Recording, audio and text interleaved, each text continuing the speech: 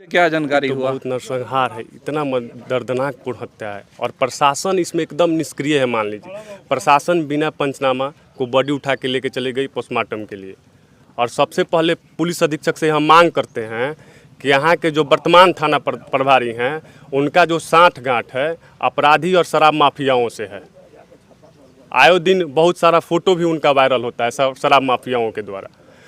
और जो अपराधी है वो हरजन है, थाना प्रभारी भी हरजन है और इस केस को लीपापोती करने की पूर्ण तरह से प्लानिंग हो गई होगी। अभी हम मौजूद हैं छपरा जिला के रसूलपुर थाना क्षेत्र के धानाडी गांव में और यहाँ पे जो बीती रात यहाँ पे जो घटना घटी है वो घटना है जो दिल दहला देने वाली घटना है। घर में सो रहे 4 लोगों पे बेरहमी से उनमें से पिता और 2 पुत्री की बेरहमी से हत्या कर दी जाती है और माँ जो है वो किसी तरह से भाग करके जान बचाती है। और अभी हम वहीं पे मौजूद है, हालांकि रात में ही प्रशासन के द्वारा यहाँ से तीनों शव को जो है वो अपने कब्जे में लेकर के और पोस्टमार्टम के लिए भेज दिया गया है। खबर यह भी मिल रही है कि उस मामले में अभी तक एक आदमी की गिरफ्तारी हुई है, लेकिन आगे जो है वो प्रशासन इसमें और भी छापामारी कर रही है। लेकिन घटना का स्थल जो है देखिए यही घर है और इसी घर में जो है वो लोग सो रहे थे। के अंदर जाकर के जो है वो अब कितने के संख्या में थे वो तो प्रशासन बताएगा। हालांकि एक आदमी को गिरफ्तार किया है। अभी हमारे साथ यहाँ पे मौजूद हैं बहुत सारे गाँव वाले, हम उनसे भी बात करेंगे और जानेंगे इस घटना के बारे में कि घटना के बारे में किस तरह की यहाँ पे जो घटना घटी है और किस तरह से क्या हुआ है। क्या कहिएगा कि किस तरह से पता चला? कुछ हम बगल में हम लोग हैं, हाला हुआ तो हम लोग यहाँ आए हैं। बहुत दर्दनाक घटना है। कब पता चला आपको? पता चला जो घटना होने के बाद पता चला, रात में ही। रात में। और मतलब क्या आए तो क्या लगा आपको? आए तो यहाँ पुलिस प्रशासन आ गया था, कोई नहीं था। उसका छत पर सब लाश पड़ा हुआ था। वो लोग छत पे सो रहे थे? छत पर सो रहे थे, छत पर लाश पड़ा हुआ था। कौ लोगों को काट दिया गया है?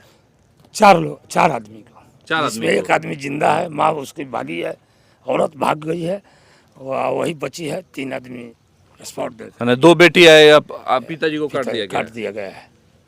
देखिए छत पे लोग सो रहे थे और छत पे जो गर्मी का दिन है, गर्मी की वजह से छत पे सो रहे थे और उसका फायदा उठा करके यहाँ पे कुछ लोग आते हैं और आकर के छत पे चढ़ करके उन लोगों को बेरहमी से हत्या कर देते हैं।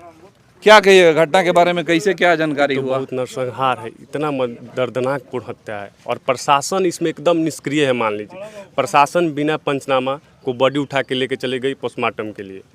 और सबसे पहले पुलिस अधीक्षक से हम मांग करते हैं कि यहाँ के जो वर्तमान थाना प्रभारी हैं उनका जो साठगांठ है अपराधी और शराब माफियाओं से है।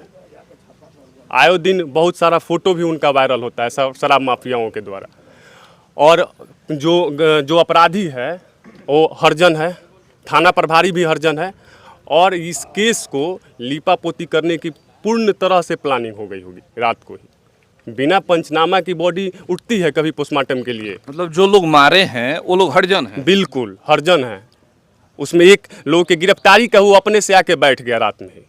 उसकी गिरफ्तारी नहीं, वो स्वयं अपने आप सरेंडर किया। प्रशासन उसको गिरफ्तार नहीं किया है। 2 आदमी। प्रशासन निष्क्रिय है? बिल्कुल निष्क्रिय है। तो ऐसी घटना होती क्या? ऐसी देखिए कितनी घटना हो रही है। पूरा निष्क्रिय है ये थाना प्रभारी और इस मैटर में थाना प्रभारी को निलंबित कर देना चाहिए एकदम। और इस केस का इंचार्ज डीएसपी रैंक के अधिकारी से जांच करवाना चाहिए, तब जाके निष्पक्ष जांच होगा। देखिए एक बार फिर यहाँ पे जो है वो थाना प्रभारी, आपको याद होगा कि कुछ दिन पहले चपरैठा में भी एक घटना घटा था और उस घटना में भी थाना प्रभारी जो है वो शक के दायरे में आए थे। और फिर यहाँ जो है वो सवाल बनने लगा है, सवाल उठने लगा है जो कहीं ना कहीं जो थाना प्रभारी जो है उनकी जो यहाँ पे जो स्थिति है उनका कहीं ना कहीं किसी ना किसी एक पक्ष से मिली भगत की स्थिति है और उस स्थिति में जो है वो केस को जो है लीपापोती कर देने का काम किया करते हैं। इस तरह की यहाँ से मांग उठ रही है। और विगत 4-5 दिनों के अंदर यदि कोई कार्रवाई थाना प्रभारी के ऊपर नहीं होती है तो एकदम निश्चित हम लोग यहाँ उग्र आंदोलन होगा। स्पष्ट बात है। और सारण एसपी को ये बात सुनना होगा। एकदम कार्रवाई एकदम जरूरी है। 24 घंटे के अंदर कार्रवाई नहीं हुई तो फिर यहाँ वैसा होगा कि सारण एसपी और पूरा जिला, पूरा कलेक्ट्रेट उठ के यहाँ आ जाएगा। अभी हम लोग शांति अपील कर रहे हैं, सामाजिक समरसता की अपील कर रहे हैं, लेकिन जब हमें न्याय नहीं मिलेगा तो सड़क से लेकर सदन तक हम आवाज़ उठा देंगे। हमें राजनीति की रोटी नहीं सेकनी है, लेकिन हमें न्याय मिलना चाहिए।